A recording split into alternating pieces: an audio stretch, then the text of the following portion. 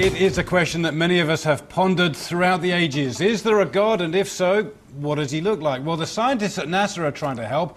Having released their so-called Eye of God image earlier this year, they've come up with the Hand of God, a snapshot taken by the Chandra X-ray Observatory, orbiting some 580 kilometres above the Earth. Astrophysicist Patrick Slane joins us on the line now from Cambridge, Massachusetts. Patrick, great to have you on the show.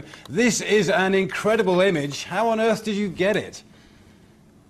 Well, this is an observation that was taken with the Chandra X-ray Observatory. We point an X-ray camera at this part of the sky and collect the information that is produced from this object that's glowing in X-rays.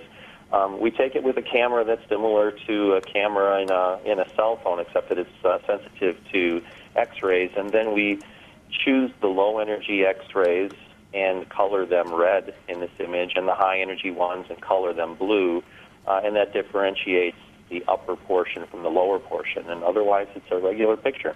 Is it in any way a trick, or was it one of those freak moments? If we took the same picture again, would we get a different result? No, indeed, if we took the same picture again, we would get almost exactly the same thing. We do observe that in the centermost portion of this structure, there's actually variations in the brightness with time. Some of the structures are getting brighter and dimmer on timescales of months or so, but otherwise it would look just like this if we took the same image tomorrow. And describe to us the size of the image we're seeing. How big is the hand? So at the very, very center of the hand, there's a bright, compact source called a pulsar that is about 10 kilometers across, but the entire structure from the faint region at the lower left to the bright reddish region at the upper right is about 150 light years across.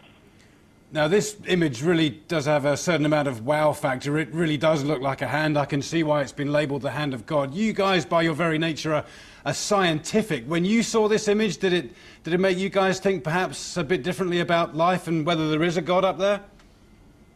To tell you the truth, when I first saw the image, it wasn't the hand structure that stuck out to me at all. It was some of the other more complex structure in the innermost regions. And so, no, I think that we really concentrated more on why is this structure lighting up that region up at the top. Why is there a dark region or dark regions in between those finger-like structures? I really concentrated more on how this thing could be made rather than what it might mean. Patrick Slane, well, thank you very much for joining us on the line and sharing your thoughts with us on that absolutely sensational image. الكف أو اليد التي تطلع من السماء علامة من علامات ظهور المهدي عليه السلام. من الكتب في السنة هذه روايات تثبت العلامة عن أسماء بنت عميس. علامة ذلك اليوم أي وقت ظهور المهدي يد تمتد من السماء والناس تدور لتراها. مهدي آخر الزمان لابن حسام الدين المتقي، الصفحة 69. وروايات أخرى لنفس المصدر في الصفحة 51. في ذلك الوقت أي وقت ظهور المهدي سترى يد تظهر نفسها من السماء. ورواية ثالثة من القول المختصر في علامات المهدي المنتظر لابن حجر المكي في الصفحة 35. ستدوم الخلافات والنزاعات حتى تظهر يد في السماء ويصيح صوت يقول إمامكم هو المهدي. فإشارة ذلك اليوم يد تمتد من السماء والناس ستنظر إليها وتراها.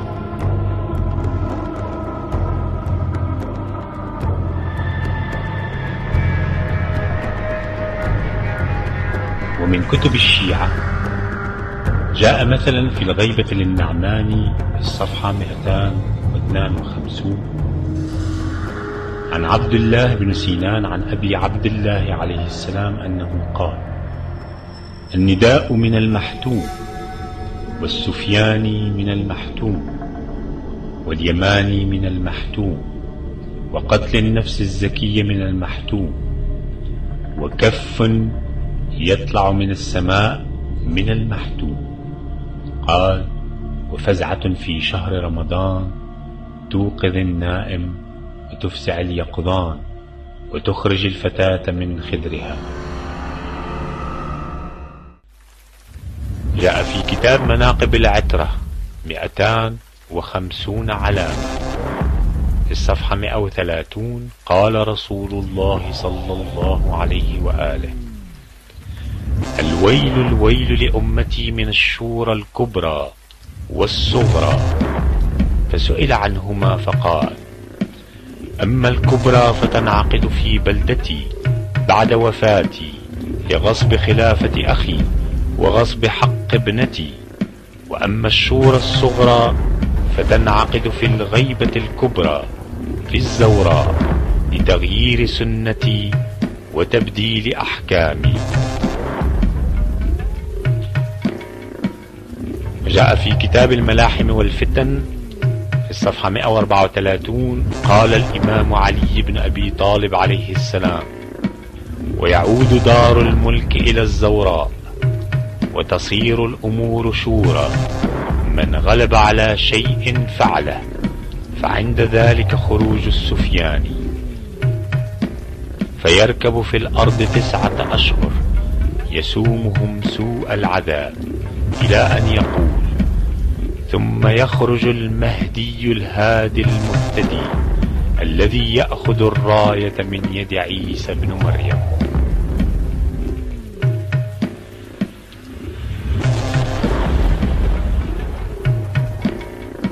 وفي بشارة الإسلام الصفحة 104: قال أمير المؤمنين عليه السلام: إذا صاح الناقوس إلى أن يقول: وعقدت الراية لعمالقة كردان قادة الأكراد وشيوخهم، فتوقعوا ظهور مكلم موسى على الطور.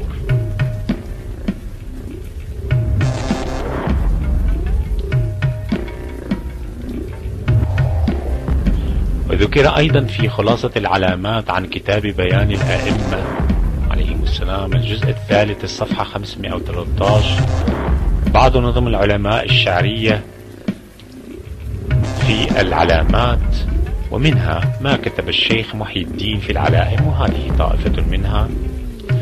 يقول: ولا تزال جيوش الترك سائرة حتى تحل بأرض القدس عن ساق، وتملك الكرد بغدادا وساحتها إلى خريسان من شرف لا عراق، وتأتي الصيحة العظمى فلا أحد ينجو ولا من حكمه باق.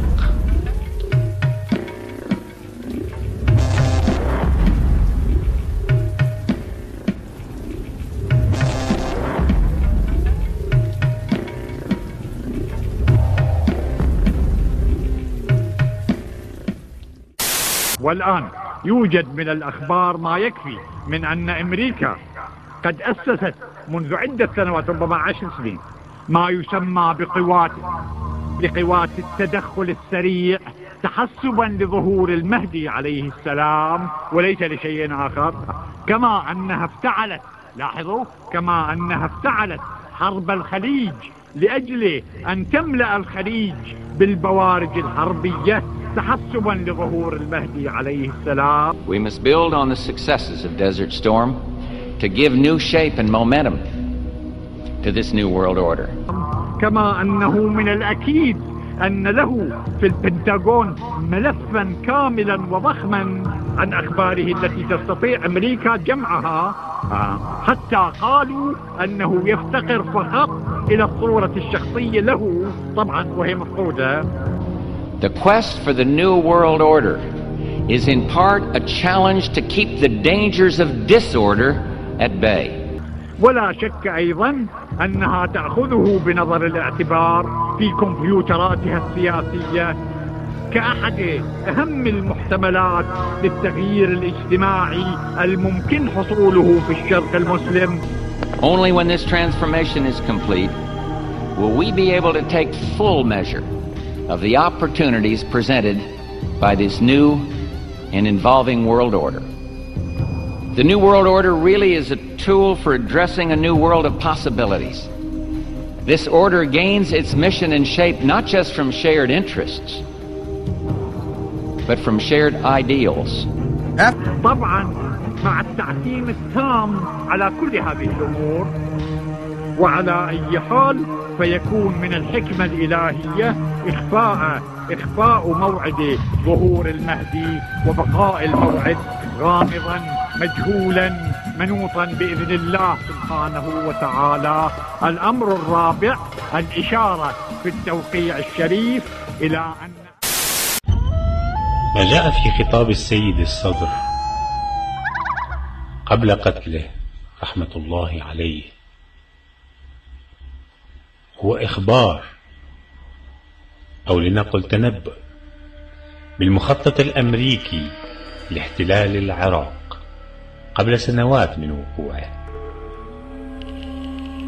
فقد كشف في خطابه بكل وضوح السبب الحقيقي الذي دفع أمريكا للقيام باجتياح واحتلال العراق فيما بعد. والسبب ليس هو تدمير أسلحة الدمار الشامل والأسلحة النووية، وليس أيضا نشر الديمقراطية في العراق أو الحرية كما يقول السياسيون، ولا أيضا بغرض النفط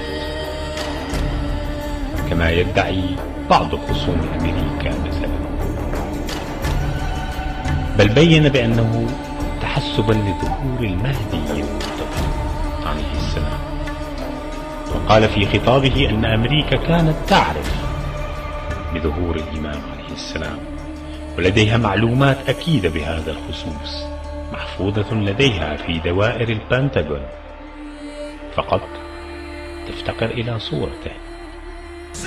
وهذه المعلومات جمعتها استخباراتها وكمبيوتراتها والوسائل التقنية المعلوماتية والاستخباراتية الأمريكية منذ سنين. ولهذا السبب أيضا لمحاربة المهدي يقول السيد الصدر: حشدت أمريكا جيوشها في الخليج وخططت لاحتلال العراق، وفعلا احتلت العراق استعدادا لمواجهة ومحاربة الإمام المهدي عليه السلام ومخططه لإقامة دولة العدل الإلهي التي ستفني حاكمية الناس والدجال الأكبر، أمريكا والديمقراطية وتنصيب الناس للناس. وقد بين بوش في مواقف كثيرة أن حربه في العراق كانت بأمر الرب كما يزعم.